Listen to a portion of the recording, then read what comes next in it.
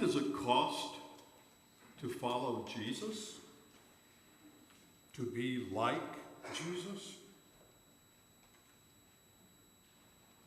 First of all, in the scripture we just read, we see Jesus himself was rejected in Samaria. Luke points out that these Samaritans reject him, which for some of us, we assume that when the woman at the well shared with the other Samaritans that Jesus had told her everything she'd ever done, and they received him gladly, that the Samaritans just accepted Jesus. But we dare not paint with such a broad brush, because the Samaritans believed that God should be worshipped in their holy place, which was Mount Gerizim, and Jesus was on his way to Jerusalem, which was the holy place in Judea. So they knew that Jesus had rejected them, or at least they felt that he had, and they returned the favor by rejecting him.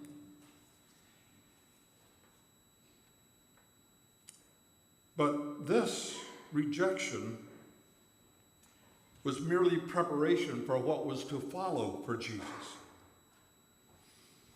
As Jesus journeys to Jerusalem, he continues to face opposition and rejection that increases in intensity and hostility until he reaches his destination, Jerusalem. Until finally, in Jerusalem, the chief priest counsels his cohorts, saying, "Don't you understand anything? It's better for us that one man should die if it protects what we believe and how we've always done things." This brings to mind the opening verses of John's Gospel. He came unto his own, and his own did not receive him. As Jesus and the disciples traveled by foot along those dusty roads, they stopped periodically to rest, and in villages they would pause at a well to get a drink of water. And villagers gathered around, and Jesus used these rest periods as a means of sharing with the disciples, underscoring those things they would need to remember after he left them. And as he taught, these villagers who gathered would sometimes assert their willingness to follow him. And so it is that someone said, "I will follow you wherever you go."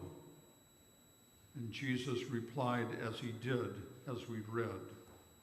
Apparently, this had happened several times, prompting Jesus to sharpen the focus of what it means to be his followers.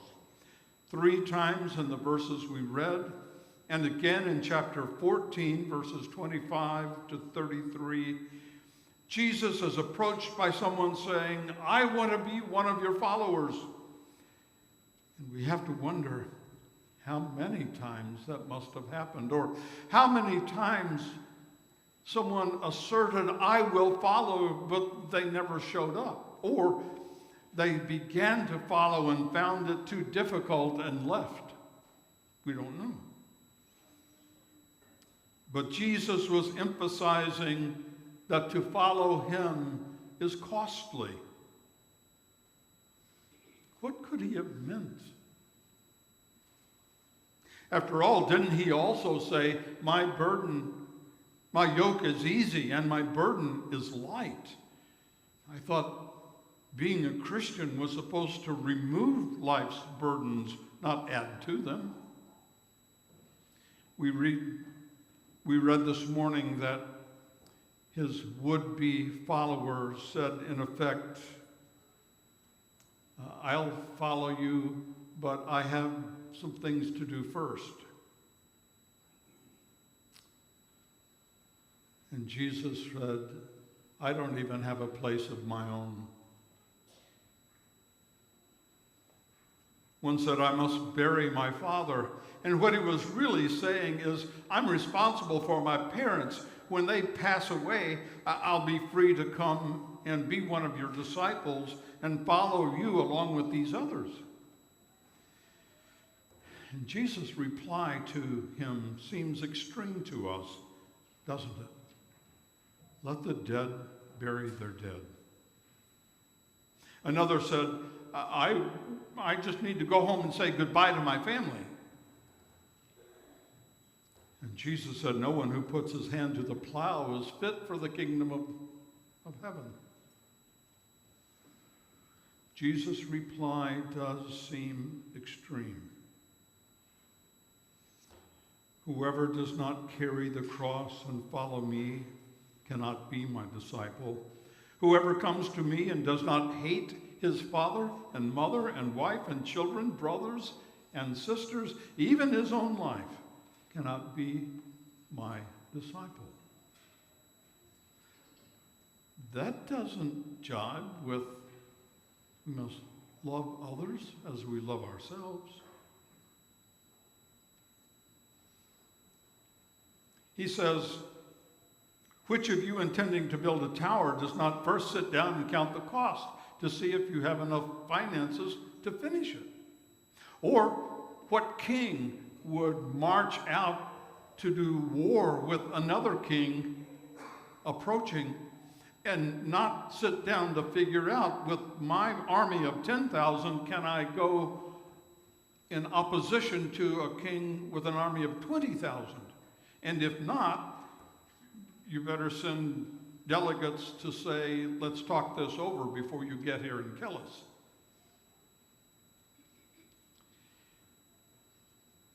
He concluded, so therefore, none of you can become my disciple if you do not give up all your possessions.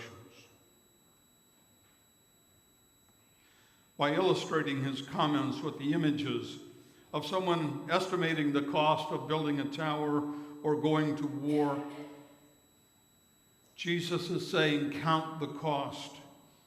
And then, just in case they missed it, he says plainly, it costs everything. So is this what Jesus actually meant? Yes and no. We know that Jesus did not literally mean that we should hate our family or even our own lives, did he? No. He was saying, however, that if it comes to us, that relationship with God through Christ should have preeminence. It should be the primary relationship, all others coming secondary. Remember that Jesus was on his journey to Jerusalem, where he would be betrayed by a follower. He would be condemned by religious high muckety-mucks, sentenced to death by a Roman governor, beaten and executed by Roman soldiers, leaving behind his entire estate, which consisted of the clothes he was wearing.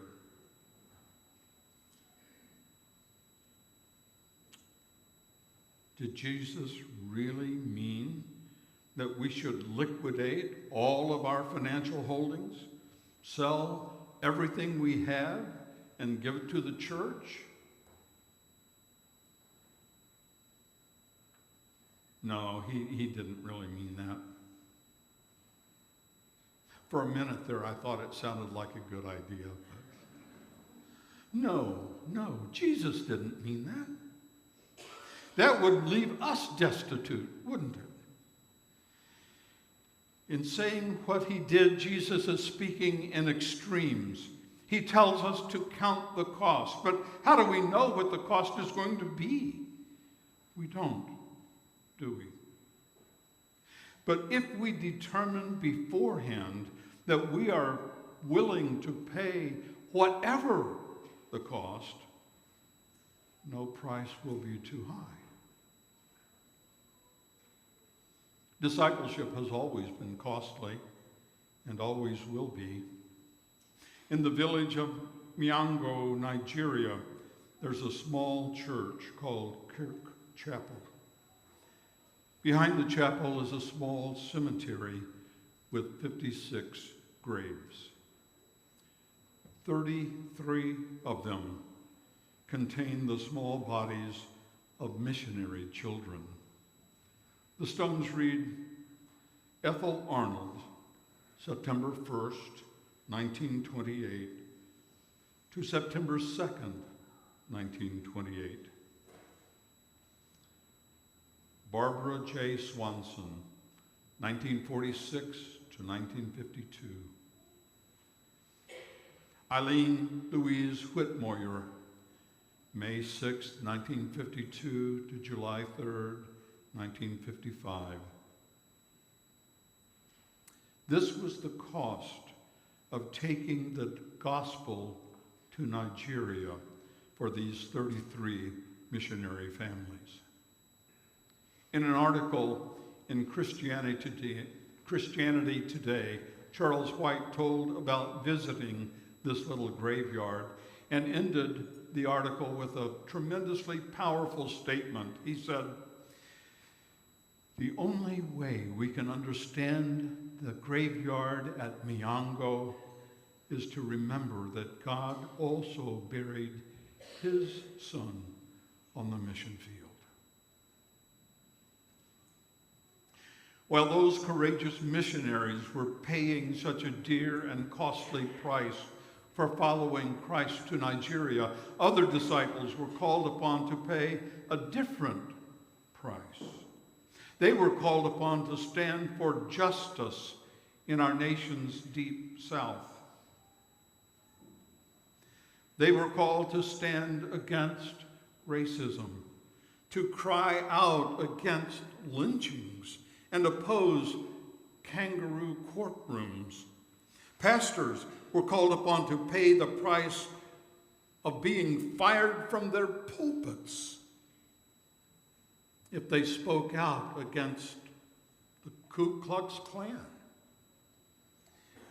And many pastors, to their shame and ours, considered the cost too high, too costly to pay, and in so doing, fell away from following Jesus.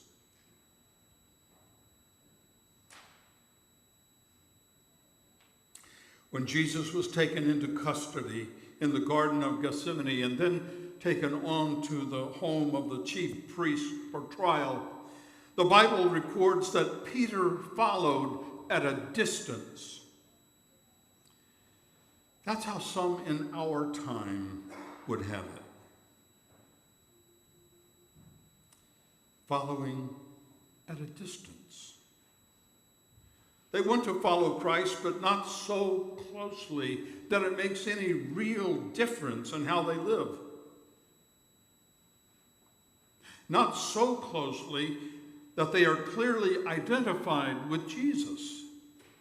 They are eBay Christians. I'll pay this much and no more. But Jesus is not willing to accept our best offer unless we offer all we have. What price are we, Christ followers, in Waynesboro, Virginia in 2023? What price are we willing to pay? Chances are remote that we will have to pay with our lives. Not many of us will be evicted from our homes if we take a stand for the poor. We will probably be called extreme or even fanatical, but little else if we deplore the directions Hollywood and social media have taken us. But few will lose their jobs if they speak out for those who have no voice. But we may fall out of favor with the high muckety-mucks of our own times if we demand truth from our news reporters, ethical behavior from our politicians, justice in our legal system.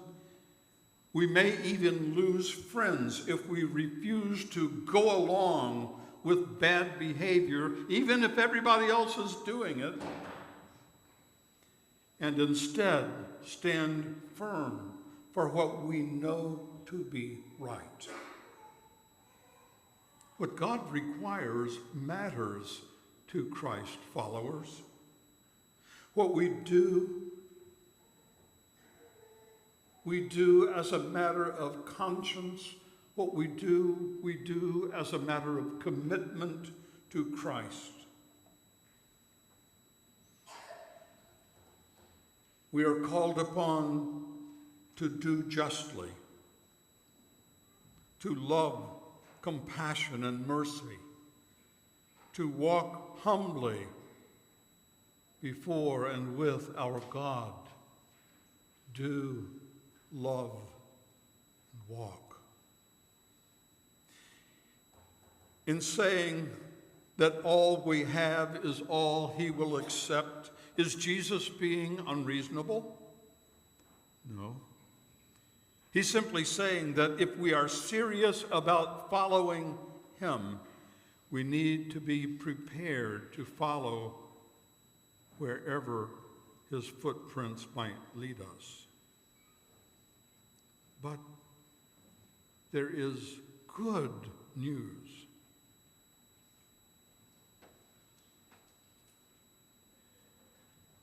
What we gain is worth much more than we will ever pay. Jesus not only said to give up everything, he also said that what he gives in return is worth so much more than we could give up. He addresses this in Matthew chapter 13. Listen to his words. The kingdom of heaven is like treasure hidden in a field, which someone found and hid, and then in his joy, he goes out and sells everything he has and buys that field. Again, the kingdom of heaven is like a merchant in search of fine pearls. On finding one pearl of great value, he went out and sold all that he had and bought it. Jesus is making one simple point. To become one of his own is worth everything we have.